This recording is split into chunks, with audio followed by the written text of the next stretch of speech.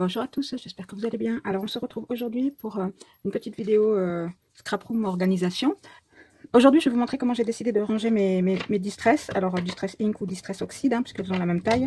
Donc jusqu'à présent je les mettais dans un petit coin de mon bureau, entassées les unes sur les autres. Alors pour les retrouver à chaque fois, je devais soulever voilà, pour trouver la bonne couleur, tout ça. Donc ça m'énervait. Et donc tant que j'en avais que 2 ou 3, ça allait, mais à force, ça commence un peu à s'entasser sur mon bureau et ça m'énervait. Donc j'ai regardé un peu ce que je pouvais faire.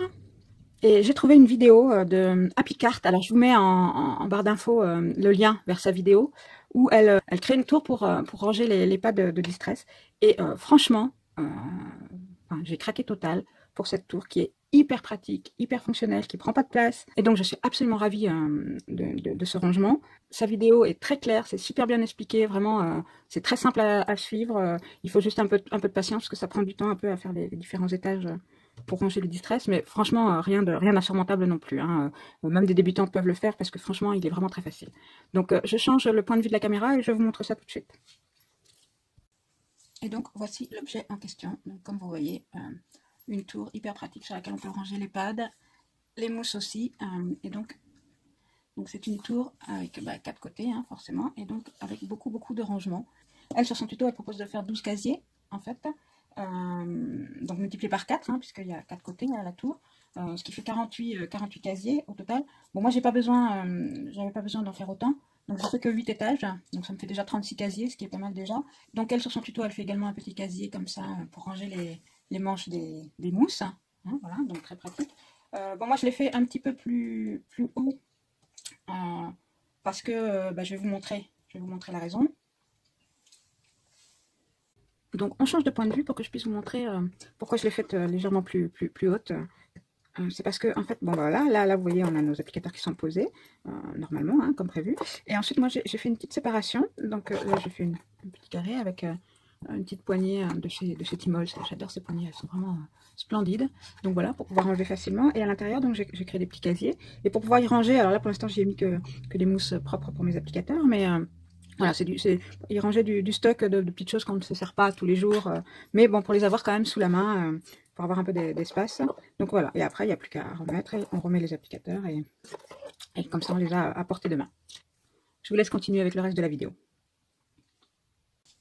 Voilà, et donc dans son tuto, voilà, ça s'arrêtait là, et moi j'ai décidé de faire une petite boîte en dessous, avec un tiroir qui se trouve ici, voilà, c'est juste pour pouvoir ranger au même endroit, c'est plus simple, ma boîte avec mes doigts mousse, comme ça j'ai tout à proximité, donc voilà. Donc j'ai un petit peu surélevé ma tour par rapport à son tuto pour y insérer ce petit tiroir, pour avoir tout au même endroit, c'est plus simple. Et donc sur sa vidéo, elle avait acheté sur Amazon un dessous de plat qui tourne, vous savez, voilà, pour pouvoir faire tourner la tour en fait, et pouvoir l'utiliser sans problème. Bon, moi j'ai pas commandé, je l'ai fabriqué moi-même. Dans une prochaine vidéo, je vous montrerai comment fabriquer ce petit système qui n'est vraiment pas compliqué. Je vais vous montrer.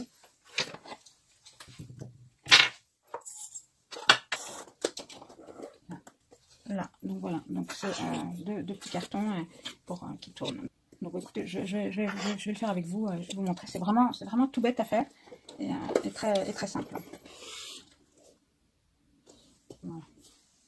Et voilà donc pour le rangement de mes pads d'encre de Distress. Donc vous avez vu comment je les ai rangés. Alors ce système est vraiment très pratique. Alors j'ai trouvé ce système vraiment ingénieux pour les pads d'encre parce que bon là je l'ai fait exactement comme dans son tuto. J'ai fait une tour en fait, hein, mais rien ne vous empêche d'utiliser juste ce côté de vos pads d'encre et de les mettre les uns à côté des autres et vous les mettre devant vous sur le bureau. Vous n'êtes pas obligé de les mettre en tour comme ça, vous pouvez très bien les mettre en façade. C'est tout aussi efficace suivant la place que vous avez en fait. Et puis ce qui est génial avec ce système là aussi, c'est que vous pouvez l'adapter à toutes les tailles de pads d'encre. Par exemple, moi j'ai les encres Stampin' Up, donc qui ont une taille encore différente. Il me suffit d'adapter les dimensions à la largeur de mon pad d'encre, et je peux refaire ou une colonne, alors bien sûr qui sera beaucoup plus large, hein, puisque vu la taille par rapport à celle-ci, il va falloir que mes emplacements soient bien plus larges et bien plus profonds. Donc c'est peut-être plus compliqué d'en faire une tour, mais pourquoi pas de le faire pour les avoir face à moi. Bon, à l'heure actuelle, j'en ai déjà un système pour ce rangement.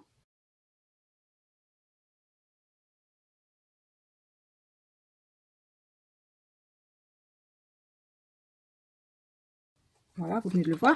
Donc, bon, j'en ai pas besoin d'un, mais si j'en avais eu besoin, je pense que j'aurais réutilisé son système et je les aurais mis, comme ils sont là, en façade. On peut aussi le faire pour les mini-pads. On peut décider, bon, moi, je les ai dans des boîtes comme ça, mais c'est vrai que si j'en avais beaucoup, ce serait sans doute plus facile d'avoir une petite tour qui tourne, dans lesquelles je pourrais retrouver mes pads. On peut envisager de faire sur un côté de la colonne des emplacements pour deux mini-pads, vous voyez, côte à côte. Là, il faudrait les faire peut-être séparer. Ou... Bon, ce serait moins pratique. C'est vrai qu'avec les mini, c'est ce système-là qui est le plus pratique. Mais bon, c'est aussi envisageable. Je pense que c'est vraiment un système qui peut s'adapter à nos différents besoins. Mais bon, ce système de colonne, je trouve que c'était vraiment une excellente idée. Et je ne regrette pas du tout le temps que j'y ai passé. Alors, bon, c'est un peu long. C'est vrai qu'il faut être patient. Hein. J'ai passé à peu près, je sais pas moi, 8-10 heures peut-être dessus. Alors, je vous rappelle, je suis quelqu'un de très lent, très méticuleux. Donc peut-être que quelqu'un... Et puis bon, j'ai fait différentes parties qui ne sont pas obligatoires non plus. Vous pouvez juste vous contenter de faire simplement la tour, sans rajouter le cartonnage pour la boîte. Parce que voilà, il a fallu la faire de A à Z, cette boîte. Ou si vous en avez une déjà de la bonne dimension, il suffit juste de la décorer. Ça va plus vite aussi. Et pareil pour le tiroir du dessous. Donc déjà, vous gagnez pas mal de temps. Et ensuite, la déco, c'est facultatif. Vous pouvez très bien... juste tout laisser en noir ou en craft ou en blanc ou enfin de la couleur du papier que vous aurez choisi, juste peut-être même pas. Enfin voilà, donc vous pouvez gagner quand même beaucoup de temps. Là c'était aussi pour en faire un objet de déco, mais il n'y a aucune obligation de ce côté-là. En tout cas, je vous remercie beaucoup d'avoir suivi cette vidéo.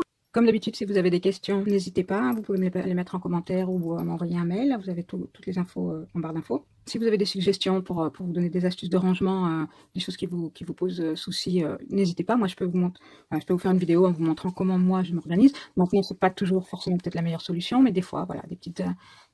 c'est des uns et des autres qu'on apprend et qu'on évolue. Donc, n'hésitez pas à me poser des questions. D'ailleurs, je n'oublie pas la demande que m'avait faite Monique, qui me disait de relever le défi proposé par Attila Renard dans mes commentaires, hein, elles se reconnaîtront. Donc je vous fais cette vidéo sur les petits plastiques qui recouvrent les tampons clear. Ne vous inquiétez pas, elle va arriver les filles.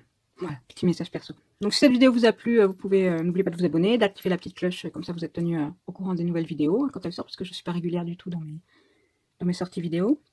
Donc on se retrouve très vite pour les tutos de la petite plaque tournante qui va sous ce meuble là pour que ce soit vraiment très pratique sur votre bureau. Et je vous souhaite de passer une belle journée. Bye bye!